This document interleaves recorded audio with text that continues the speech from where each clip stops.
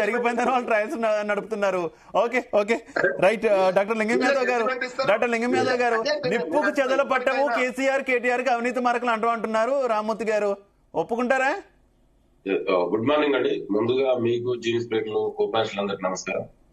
BRS నాయకుడు frustration లో అంటే కేటీఆర్ అరెస్ట్ కాబోతుండే కాబట్టి ఆ ఫ్రస్ట్రేషన్ లో ఆ మాత్రం జస్టిఫికేషన్ చేసుకోవాలి. ఎందుకంటే ఆయన బీఆర్ఎస్ నాయకుడు కాబట్టి ఆయన చేసుకోవడంలో మాత్రం చేసుకుంటాడు. అయితే ఇక్కడ మనం అర్థం చేసుకోవాల్సింది ఏంటంటే 10 ఏళ్ల బీఆర్ఎస్ పరిపాలన అంతా కూడా ఆర్థిక విధ్వంసం జరిగింది.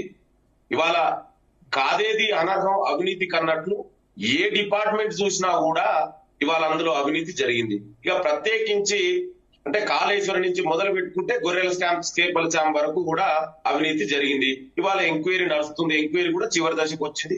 తొందరలోనే ఆ ఎంక్వైరీ కూడా దాంట్లో కూడా విచారణ జరుగుతుంది.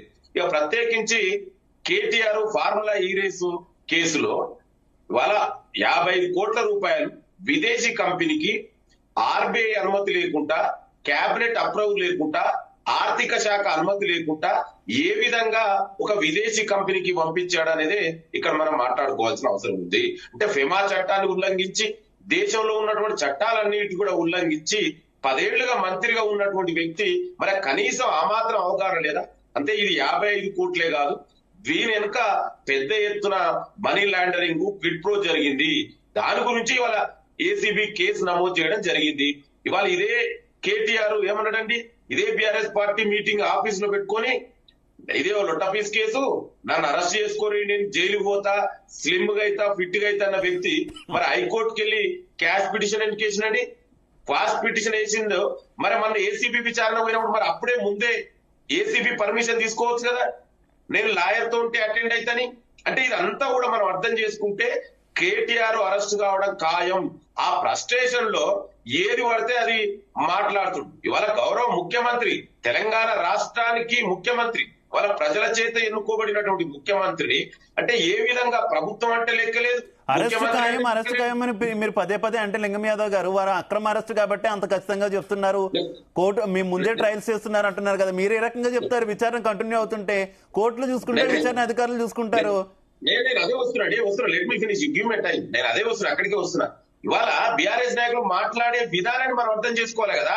అంటే వాళ్ళు 10 ఏళ్లలో నిరంకుశంగా రాచరికంగా పరిపాలన జరిగింది. చట్టాల మీద వాళ్ళ గౌరవం లేదు. ఇప్పుడు చట్టసభల మీద గౌరవం లేదు ప్రతిపక్ష నాయకుడు, చట్టాల మీద మంత్రి చేసిన వ్యక్తి. ఇవాళ ఎంక్వైరీ నడుస్తుంటే నువ్వు ప్రశ్నించండి, ఇదే ఆయన ఎడిపోయొచ్చిండండి. నిన్న చూస్తే బీఆర్ఎస్ ఏదో పెద్ద ఘనకార్యం చేసి వచ్చింది. ఎంక్వైరీ పోతే పెద్ద ప్రకారం ఎంక్వైరీ పోతే దాన్ని వీళ్ళు సెలబ్రేట్ చేసుకోవడం, ఏదో పెద్ద ఏదో సాధించిండని. ఇవాళ తప్పు చేసిడు, నువ్వు ఎట్లా పంపించినావు విదేశీ కంపెనీ, దాని గురించి ఎక్కడ మాట్లాడు. అరే నువ్వు మంత్రి అయితేంది, ముఖ్యమంత్రి అయితేంది, ప్రధానమంత్రి అయితేంది, there is a rules and regulation, procedures ఉంటాయి.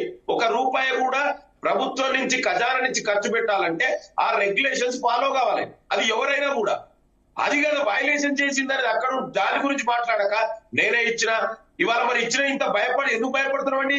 నువ్వు ఫెయిర్ గా నువ్వు అవినీతి అక్రమాలే చేయకపోతే ఫెయిర్ గా ఎంక్వైరీ పోయినా నువ్వు భయపడవలసిన అవసరం ఎందుకు? సుప్రీంకోర్టు దాకా పోవాల్సిన అవసరం ఒక్క నిమిషం రామ్మూర్తి గారు ఇంటరప్షన్ అవుతుంది ప్లీజ్. నేను మీకు అవకాశం ఇస్తాను కదా, నేను మీకు టైం ఇస్తాను కదా, అప్పుడు మాట్లాడేదారు కానీ ప్లీజ్. ఒక సైకలాజికల్ డిజార్డర్ లో ఉండు, ఎట్లయినా అరెస్ట్ కావడం ఖాయం. ఇంకొక కేటీఆర్ కి ఇంకొక భయం ఉందండి. ఈ కేసులో ఫార్ములా ఈ కేసులో కేటీఆర్ జైలు పోవడం ఖాయం. అయితే ఇక్కడ ఇంకొక భయం కేటీఆర్ పట్టుకుంది. అదేంటంటే కేటీఆర్ జైలు పోతే బీఆర్ఎస్ పార్టీలో ఇప్పుడు ఆధిపత్య పోరు నడుస్తుంది. ఎక్కడ కవితారావు, హరీష్ రావు బీఆర్ఎస్ పార్టీని క్యాప్చర్ చేసుకుంటారు, నాకు స్థానం ఉండదు అనేది ఇంకొక పెద్ద భయం. ఓకే లింగం యాదవ్ గారు, డాక్టర్ జయరామ్ గారు ఓకే లింగం యాదవ్ గారు ప్లీజ్, నేను మళ్ళీ వస్తాను మీ దగ్గరికి. డాక్టర్ జయరామ్ గారు, మీ అబ్జర్వేషన్ ఏంటి? జయరామ్ గారు, మీరు అన్ని వైపులా అన్ని వాదనలు వింటున్నారు, నిన్న కేటీఆర్ మాట్లాడింది కూడా చూశారు కాబట్టి మీ అబ్జర్వేషన్ ఏంటి? ఇక్కడ